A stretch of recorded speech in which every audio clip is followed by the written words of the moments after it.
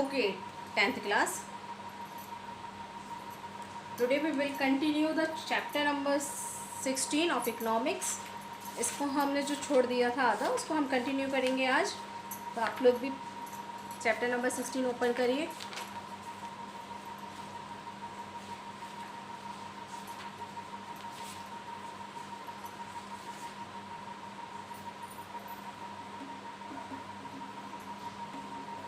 Class 10 social studies economics chapter number 16 आपकी copy में second है. Rural development and employment guarantee scheme.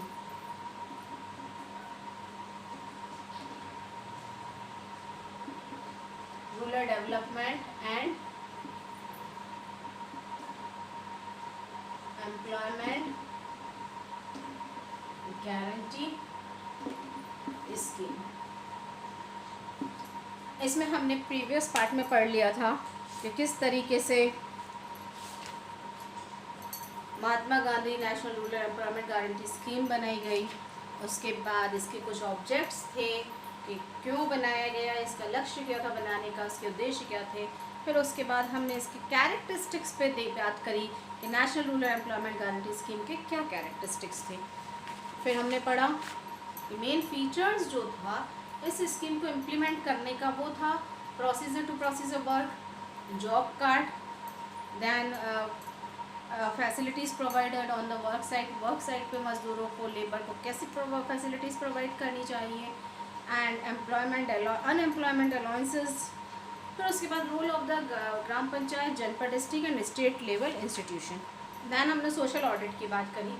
फिर उसके इम्पोर्टेंस देखे सोशल ऑडिट के. इसके सोशल ऑडिट के जो इम्पोर्टेंस थे वो थे ट्रांसपेरेंसी इन द स्कीम में ट्रांसपेरेंसी रहना है ना, मतलब ताकि लोगों को पता चले. Important in the ensuring participation of common people की पार्टिसिपेशन को इंश्योर करना. It helps in realisation of responsibility, अपनी रिस्पॉन्सिबिलिटी को रियलाइज़ करना. It help in the making them aware about their rights, labour को अपने राइट्स के लिए अवेयर होना. Helpful in the making the scheme effective, और किसी भी स्कीम को अफेक्ट करने के लिए हेल्पफुल इन कंट्रोलिंग इरेगुलरिटीज़, और जो इरेगुलरिटीज़ हो रही थी उनको कंट्रोल करना. अब हमारा जो पॉइंट आता है वो है committees for redressal of complaints.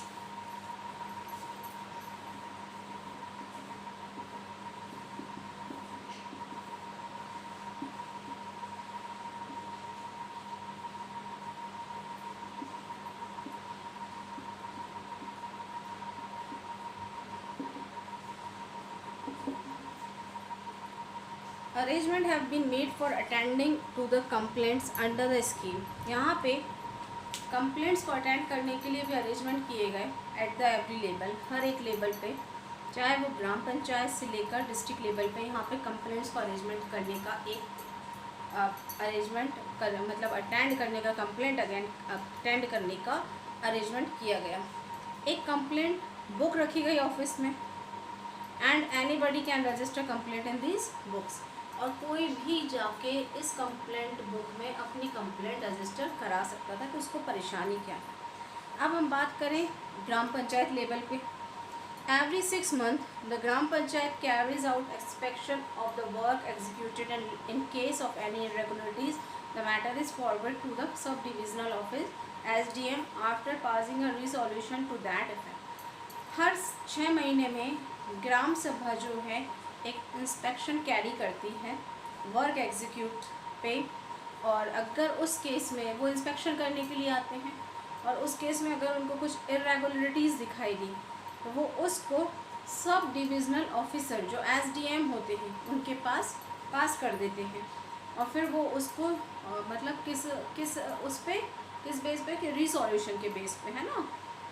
On receipt complaint the sub divisional officer constitute an inquiry committee. जब उन सब डिविजनल ऑफिसर के पास इस तरीके की कंप्लेंट पहुंचती है तो वो क्या करते हैं, एक इंक्वायरी कमेटी बिठाते हैं. इंक्वायरी कमेटी बिठाई जाती है. The inquiry committee comprises of a panch of the same gram panchayat who is not a member of the construction and development committee. अब ये कमेटी में क्या होते हैं, पंच होते हैं, है ना, ऑफ द सेम, जो ग्राम पंचायत में होते हैं ना, सेम उसी तरह के होते हैं। और ये कंस्ट्रक्शन डेवलपमेंट कमेटी के मेंबर नहीं होते। जो कंस्ट्रक्शन हो रहा है और जो कमेटी डेवलप की जा रही है उसके मेंबर ये नहीं होते हैं। यहाँ पे सब इंजीनियर ऑफ द जनपद and the social worker nominated by the sub divisional office, यानी जो सब इंजीनियर होते हैं जनपद के और सोशल वर्कर जो होते हैं ना, उनको नॉमिनेट किया जाता है एज द, किसके द्वारा, सब डिविजनल ऑफिसर के द्वारा। अब ये जो janpad member and block level officer of the same janpad are not included the member of the committee. अब जनपद मेंबर में भी और ब्लॉक लेवल में भी जो ऑफिसर होते हैं सेम जनपद में पंचायत की तरह ही होते हैं, उसमें भी are also included as a member of this committee. इसमें भी कुछ कमेटी के मेंबर्स को इंक्लूडेड किया जाता है। On the receipt of inquiry report it is read out in the gram sabha by the secretary. ग्राम सभा में सेक्रेटरी के द्वारा इस कंप्लेंट को रीड किया जाता है। ग्राम सभा को अगर लगता है कि हाँ कुछ इरेगुलरिटीज़ पाई गई हैं तो ये उन सब डिविजनल ऑफिसर को सेंड करता है ताकि वो इस मैटर पे एक्शन ले सकें। और सब डिविजनल ऑफिसर जो हैं एक नेसेसरी ज़रूरत के according legal action under the section of 40, 89, 92 और 100 जो ऑफ द पंचायत और ग्राम स्वराज के एक्ट 1993 के आधार पे डिसीजन लेते हैं। तो ये बात हमने करी ग्राम पंचायत लेवल की। अब हम बात करते हैं जनपद लेवल की। If the complaint is receive relating to the janpad level और programme officer CEO the district programme coordinator constitute and inquiry committee. अगर कंप्लेंट रिसीव की जाती है जनपद लेवल और प्रोग्राम ऑफिसर के थ्रू डिस्ट्रिक्ट प्रोग्राम कोऑर्डिनेटर में, तो वो वहाँ पे भी एक इंक्वायरी कमेटी बैठाई जाती है। वहाँ पे भी एक इंक्वायरी कमेटी जनपद लेवल पे बैठाई जाती है। मैं इसको आपको आंसर के अकॉर्डिंग एक्सप्लेन कर रही हूँ, जितना आंसर हमें लिखना उतना ही आप देख लीजिए। अब आता है हमारा district panchayat level. In case of complaint against the chief executive officer of the district panchayat और डिस्ट्रिक्ट प्रोग्राम, अगर in case chief executive officer जो डिस्ट्रिक्ट पंचायत और डिस्ट्रिक्ट प्रोग्राम कोऑर्डिनेटर है, जो कलेक्टर है ना, एडिशनल डिस्ट्रिक्ट प्रोग्रामर है, सब डिविजनल कमिश्नर कॉन्स्टिट्यूट, अगर कोई कंप्लेंट अगेंस्ट जाती है किसके, चीफ एग्जीक्यूटिव ऑफिसर के, है ना, डिस्ट्रिक्ट पंचायत पे के पास या फिर डिस्ट्रिक्ट प्रोग्राम कोऑर्डिनेटर के पास या एडिशनल डिस्ट्रिक्ट प्रोग्रामर कोऑर्डिनेटर के पास, तो ये डिविजनल कमिश्नर जो रहते हैं वो भी एक इंक्वायरी कमेटी सेटअप करते हैं, है ना। If the case concern the officer is found guilty, अगर कोई भी ऑफिसर गिल्टी पाया जाता है, अपराधी पाया जाता है, तो डिविजनल कमिश्नर क्या करते हैं, उसको डिसिप्लिनरी एक्शन लेते हैं उसके खिलाफ। और ये सुटेबल एक्शन लेने के लिए कंसर्न डिपार्टमेंट में उसकी रिपोर्ट भेज देते हैं, है ना, उसके खिलाफ रिपोर्ट भेजी जाती है। At the state level the complaint are disposed by the MP state employment guarantee council. State level पे जो कंप्लेंट है वो डिस्पोज की जाती है कि किसके द्वारा, MP state employment guarantee council के द्वारा। अब ये सब बातें हो गई कि कंप्लेंट को लेके, है ना।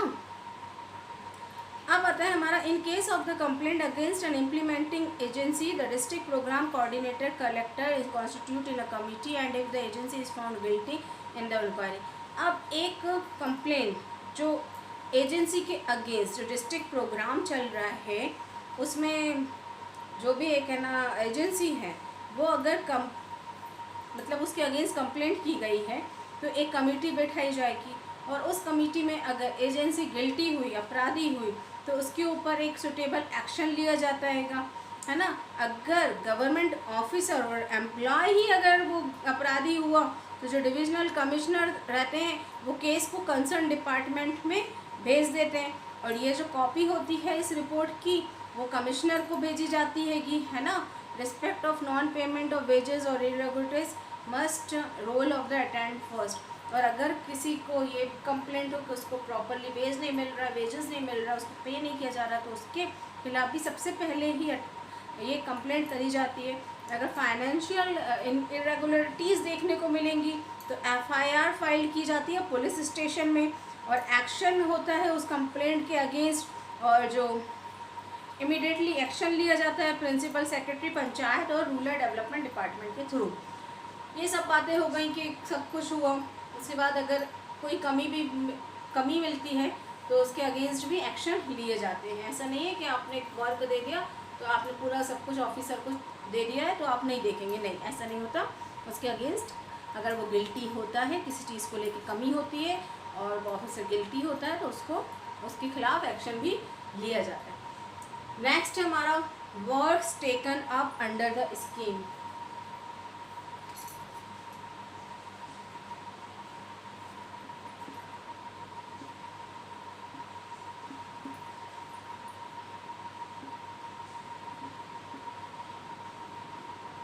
इस स्कीम के अंडर जो वर्क दिया जाता है वो for providing employment to the people of rural area certain work have been specified under the national rural employment guarantee scheme.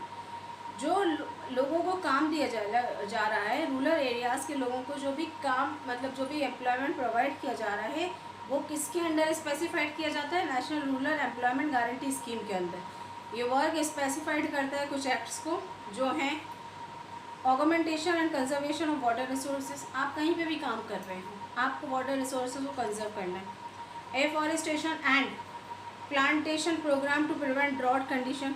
Afforestation और प्लांटेशन प्रोग्राम करना है आपको ड्रॉट कंडीशन में। Canals and small medium irrigation project. Canal और छोटे छोटे small irrigation मतलब सिंचाई के प्रोजेक्ट बनाओ। Irrigation facilities, horticulture development, land improvement programme, schedule caste, schedule tribes families के लिए, पॉवर्टी लाइन के बिलो जो लोग आते हैं उनके लिए कुछ डेवलपमेंट प्रोग्राम, उनके बेनिफिशरीज़ के लिए इंदिरा आवास योजना, उनको रहने के लिए घर देना इंदिरा आवास योजना के अंतर्गत।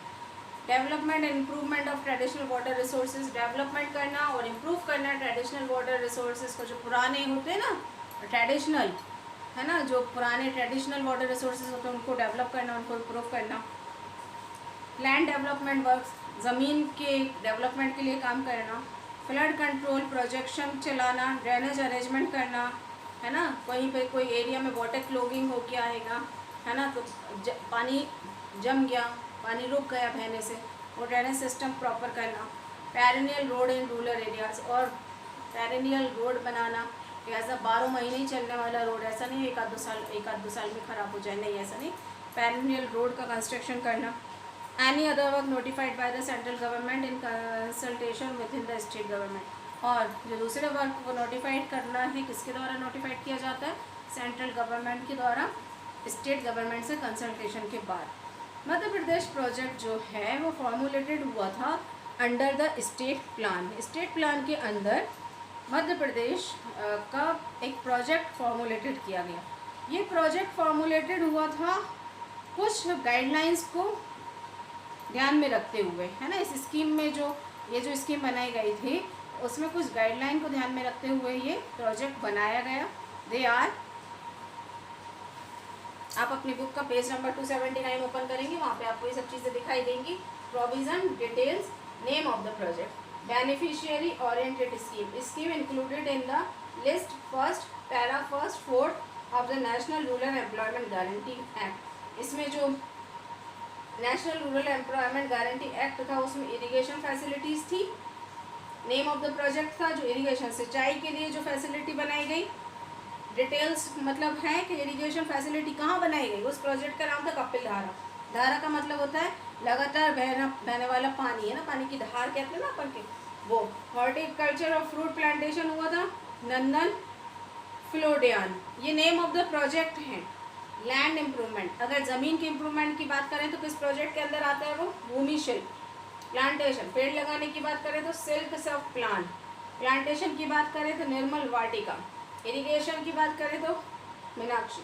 और कुछ फॉर कम्युनिटी डेवलपमेंट के लिए कुछ स्कीम थी, वो स्कीम थी included list first para fourth में national rural employment guarantee act के तहत। Water harvesting and augmentation of water resources, शेल पर्न। प्लांटेशन, वन्य sub plan. Construction and canal, सहस्त्र धारा। इरिगेशन, निर्मल नीर। Irrigation, construction chain on stream. तो इस तरीके से कुछ मध्य प्रदेश में ये स्कीम्स बनाई गई थी। अब हमारा जो एक नेक्स्ट टॉपिक है, importance of national rural employment scheme.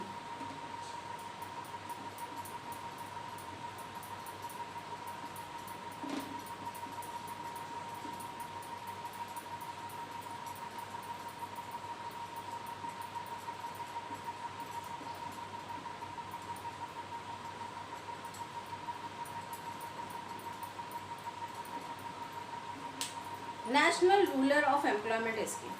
National rural employment scheme में जो ऑब्जेक्ट थे वो ये थे कि फुलफिल मेनी ऑब्जेक्ट्स, मतलब बहुत सारे ऑब्जेक्ट को पूरा करना का काम था। इसमें ये था, it help in solving the problem of poverty, unemployment, starvation in rural areas. कि ये जो प्रोग्राम था, ये जो स्कीम थी, वो हेल्प करती थी जो पॉवर्टी थी, अनएम्प्लॉयमेंट था और स्टार्वेशन, भूखमरी जो थी रूरल एरियाज़ में, उसको ख़त्म करना, उसकी प्रॉब्लम को सॉल्व करना, उसमें मदद करती थी। It help in reducing migration of rural population to urban areas. ये हेल्प करती थी रूरल पॉपुलेशन को अर्बन एरियाज़ में जाने से रोकने के लिए, वहीं के वहीं उनको रोज़गार दे दो ताकि उनको अपने गाँव से शहर की तरफ न जाना पड़े। It provided opportunities of employment to women and make them self dependent economically.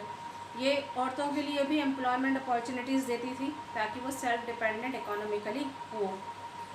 Useful assets are created in rural areas. It help in improving the economic condition of the people of lower income bracket and they get ownership of assets infrastructure created under the scheme. ये assets और infrastructure को created करती थी इस scheme के अंदर ताकि लोग क्या हो जाए, इस असिस्ट को क्रिएट कर सके रूरल एरियाज़ में, और इकोनॉमिक कंडीशन जो यहाँ पे रहने वाले लोगों की है, जो लोअर इनकम के अंदर आते हैं, उनको खुद की ऑनरशिप मिले, वो खुद के स्वामी, मतलब चीज़ों के स्वामी बने, है ना, खुद का कुछ काम क्रिएट करें ताकि इकोनॉमी उनकी बढ़ सके। Panchayati raj institution are strengthen. Panchayati raj institution को स्ट्रेंथ करना and they get opportunity to play useful and important role in the scheme. और उनको एक अपॉर्चुनिटी मिलती थी ताकि वो यूज़फुल और एक इम्पॉर्टेंट रोल प्ले कर सकें इस स्कीम को लेके, है ना, कोई तो होना चाहिए ना सुपरवाइज करने के लिए। This scheme will help a develop system where the rural social setup will develop in such a way that would be equality among different section of the population. इस स्कीम में एक ऐसा सिस्टम डेवलप किया गया था, rural social setup किया गया था जिसमें लोग डेवलप हो सकें इक्वलिटी के बेस पे, है ना, डिफरेंट सेक्शन जो है पॉपुलेशन का वो इक्वल हो और सबको रूरल एम्प्लॉयमेंट जो हो, मतलब जो लोग पुअर हैं उनको काम का अवसर मिले, उनको काम की अपॉर्चुनिटी मिले। दस this scheme is important step toward improvement in the rural economy. और ये जो स्कीम थी वो एक बहुत महत्वपूर्ण कदम था किसकी तरफ, रूरल इकोनॉमी के इम्प्रूवमेंट की तरफ। इस स्कीम को फॉर्मुलेटेड किया गया था सेंट्रल गवर्नमेंट के through, which is important for rural development, जो रूरल डेवलपमेंट के लिए बहुत ज़्यादा इम्पॉर्टेंट थी और इसकी रिस्पॉन्सिबिलिटी थी इस इम्प्लीमेंटेशन को सक्सेस करवाने की। How it is the respective state government, और इसमें स्टेट गवर्नमेंट का भी योगदान था। अंडर सेक्शन 4(1) के तहत जो national rural employment guarantee act था, act state plan has been formulated in Madhya Pradesh, जो सबसे पहले फॉर्मुलेटेड हुआ था मध्य प्रदेश में। मध्य प्रदेश जो था प्रीडोमिनेंस था शेड्यूल्ड ट्राइब्स पॉपुलेशन के लिए। Most of these tribes live in remote areas, और इस तरीके के जो मोस्ट ऑफ ट्राइब थे, ऐसे कुछ आदिवासी थे, वो रिमोट एरियाज़ में रहते थे जहाँ पे उनको बहुत ज़्यादा ज़रूरत थी एम्प्लॉयमेंट की, एजुकेशन, एग्रीकल्चर, इरीगेशन फैसिलिटीज़ की, सेफ ड्रिंकिंग वाटर की। और इस स्कीम को बहुत ज़्यादा बेनिफिशियल बनाया गया इस स्टेट के लिए। ये जो स्टेट मध्य प्रदेश है वो सारे एफर्ट लगा दिए उसने इन इस तरीके के शेड्यूल्ड ट्राइब्स की पुअर फैमिलीज़ को की लिविंग कंडीशन को इम्प्रूव करने के लिए एंड उनको एक एम्प्लॉयमेंट देने के लिए अंडर दिस स्कीम। यानी मध्य प्रदेश जो है उसमें ऐसी कई स्कीम शेड्यूल्ड ट्राइब्स के जो लोग हैं, जो रिमोट एरियाज़ में रहते हैं, पिछड़े वर्ग के लोग जो पिछड़े एरिया में रहते हैंगे, है ना, गांव के बिल्कुल और भी जो पिछड़ जाता है ना उस तरीके के एरिया में जो लोग रहते हैं, उसके लिए हमारे मध्य प्रदेश स्टेट ने, मध्य प्रदेश सरकार ने कुछ ऐसे फैसिलिटीज़ उनको प्रोवाइड कराई, उनको रहने की, उनके खाने की, एजुकेशन, एग्रीकल्चर और उनके रोज़गार की फैसिलिटीज़, उनकी ड्रिंकिंग वाटर की फैसिलिटीज़ अवेलेबल कराई, उनको फैसिलिटीज़ दी ताकि उनकी जो लिविंग कंडीशन है वो इम्प्रूव हो सके। और ये सब काम जो इस तरीके के पुअर पीपल और शेड्यूल्ड ट्राइब्स फैमिलीज़ के लिए किया गया, वो सब किसके अंदर आता है, national rural employment act scheme के तहत ही वो सारे काम किए गए। तो ये चैप्टर हमारा यहाँ फिनिश हो जाता है जिसमें हमने पढ़ा rural rural development employment guarantee scheme के रूरल एरियाज़ को डेवलपमेंट कैसे किया गया, और एम्प्लॉयमेंट गारंटी स्कीम के बेरोज़गार देने की गारंटी किस स्कीम में निकाली गई। तो यहाँ पे आप चूज द राइट ऑप्शन देखिए। Employment under national rural employment guarantee scheme is made available for, कितने दिन के लिए दी जाती है, 100 days. Scheme relating to irrigation is, irrigation से रिलेटिंग जो स्कीम है वो कौन सी है, निर्मल नीर योजना। जो एम था national rural employment guarantee scheme का, वो क्या जनरेट करना था, एम्प्लॉयमेंट। जो कुछ मेंबर्स थे फैमिलीज़ के, उनको national rural employment guarantee scheme के अंडर काम दिया जाता था, उनके पास क्या होना ज़रूरी था, job card. If it is not possible to provide employment to a person holding a job card then dash he is given to him. अगर किसी के पास जॉब कार्ड है और उसको काम नहीं मिला है ना, उसको काम देना पॉसिबल नहीं हो पाया, सही टाइम पे प्रोवाइड नहीं कर पाया एम्प्लॉयमेंट, तो उसको क्या देते थे, अनएम्प्लॉयमेंट अलाउंसेस, मतलब बेरोज़गारी भत्ता, बेरोज़गारी मुआवजा। तो ये वाला हमारे यहाँ कंप्लीट हो जाता हैगा। तो यहाँ इसके क्वेश्चन आंसर आपको सेंड कर दिए जाएंगे, आप उनको कंप्लीट करिएगा कॉपी में। आपको हिस्ट्री की अलग बनानी है, ज्योग्राफी की अलग बनानी है, सिविक्स की अलग बनानी है एंड इकोनॉमिक्स की अलग बनानी है। हर एक कॉपी आपको अलग बनानी है। सब में बहुत अच्छे से नोट्स तैयार करिए, हर एक चीज़ अच्छे से लिखिए। यहाँ पे हमारा ये चैप्टर फिनिश हो जाता है। Okay, thank you so much.